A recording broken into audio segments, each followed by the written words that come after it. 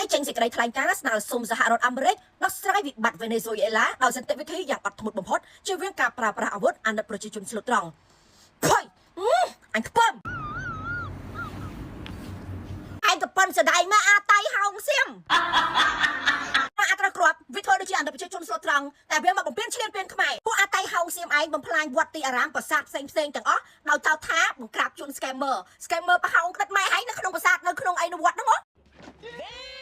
ឲ្យនេះចៅវិភ័យវាខ្លាចប៉លិសដឹងអញ្ចឹងវាប្រកាសផ្សព្វផ្សាយថាហាមតាហ៊ានដែលមកឈ្លានពានខ្មែរហ្នឹងធ្វើវីដេអូផ្សេងដូចជាដុតផ្ទះដូចជាឈូសឆាយផ្ទះឬក៏ដុតសាលាវត្តអារាមផ្សេងហ្នឹងហាមជុំឲ្យប្រហោះទៀតខ្មែរកំពុងតែទទួលជាមួយនឹងអាផុសតាងទាំងអស់ហ្នឹងយកទៅប្តឹងនៅអន្តរជាតិច្រើនណាស់ឆ្នេះហើយវាប្រកាសហ្មងបងប្អូនគឺវាប្រកាសឈប់ឲ្យថតផ្សព្វផ្សាយដោយសារតែវាកំពុងតែអួតកុហកប្រជាជនវាថាអូឥឡូវនឹងវាបានដីនេះហើយឥឡូវវាកាន់កាប់កន្លែងនេះហើយវាគង់តែកុហកដើម្បីអីដើម្បីវាទទួលបានជាមួយនឹងស្លឹកឆ្នោតខែពេលហ្នឹងក៏វាបោះឆ្នោតហើយអញ្ចឹងវាដឹងកម្ពុជាមានប្លង់រឹង 100% ពួកវាគ្រាន់តែឈរជើងសិនទេហើយឈរជើងបានចូលហ្នឹងគឺនៅក្រោយបត់ឈប់បាញ់គឺវារលចូលមកដាក់លួសមកដាក់អាកុងតឺន័រហ្នឹងដូចពេលដែលនៅប្រៃច័ន្ទអញ្ចឹងពេលដែលមានបត់ឈប់បាញ់វាដឹងថាយើងហ្នឹងអត់ហ៊ានបាញ់វាអញ្ចឹងហើយវាដើររលទៅវាដាក់ស្រឡាញ់ដាក់លួសដាក់អីដាក់អាកុងតឺន័រហ្នឹងទៅរយៈពេល21ថ្ងៃបងប្អូនមានចាំអត់អាថ្ងៃចុងក្រោយហ្នឹងវាមហាទម្លាក់ចិញ្ច្រំទាំងយន្តហោះទាំង F16 ទាំង T50 គូវាចិញ្ច្រំទម្លាក់នឹងប្រើកាំភ្លើងត្បាល់អាធំហ្នឹងអា155មីលីម៉ែត្រអីគេហ្នឹងគូវាផ្លោងមកគ្រាន់តែសរុបបាចូល400គ្រាប់ជាង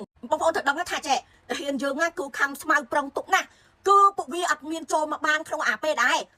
មុនបោះឈប់បាញ់ទេតែវាចូលមកក្រោយបោះឈប់បាញ់ទេទៅវាចូលមកដាក់បលាលួតអាកុងតឺន័រហ្នឹងដូច្នេះឲ្យវាចូលមកយើងមានផោះតាំងថតបានទាំងអស់គឺយើងកំពុងតែប្រមូលអាទាំងអស់ហ្នឹងយកទៅកាន់ប្តឹងអន្តរជាតិអញ្ចឹងដីយើងនៅតែដីយើងទេអត់មានបាត់បង់តាណាទេណាបងប្អូនព្រោះថានេះគឺជាល្បិចកលអាណូទិនវាធ្វើដើម្បីឲ្យកុហកប្រជាជនវានឹងសប្បាយចិត្តថាចេះអូវាយបានដីខ្មែរច្រើនណាស់ឥឡូវហ្នឹងគឺថាកំពុងតែដាក់កុងតឺន័រលួសហើយហ្នឹងគឺថាឲ្យប្រជាជនវាសប្បាយចិត្តអញ្ចឹងបោះឆ្នោតឲ្យអាទិននឹងវាជាប់នៅពេលដែលបោះឆ្នោតហើយថាជាប់អ្នកណាជាប់អ្នកណីអញ្ចឹងណាគឺអាពេលដែលវាកំពុងតែធ្វើហ្នឹងវារលក្បាលចេញទៅខ្លួនឯងហើយដោយសារអីព្រោះដីនឹងរបស់ខ្មែរផែនទីមានម្នាក់មកសន្លឹកណាតែថៃវាអត់ប្រហ៊ានបង្ហាញអាផែនទីនោះទេខ្មែរក៏មានផែនទីថៃក៏មានផែនទីនៅប្រាំងក៏មានផែនទីច្បាស់លាស់តែខាងយើងក៏កំពុងតែឲ្យថៃរយចិត្តជាបន្ទាន់ដោយសារតែខាងខ្មែរយើងអត់មានទទួលយកស្គាល់ការដែលថាមកវាយគ្នាច្បាំងដែលប្រើកម្លាំងនោះទៅដើមទឹកដីទេព្រោះថាសម័យនេះ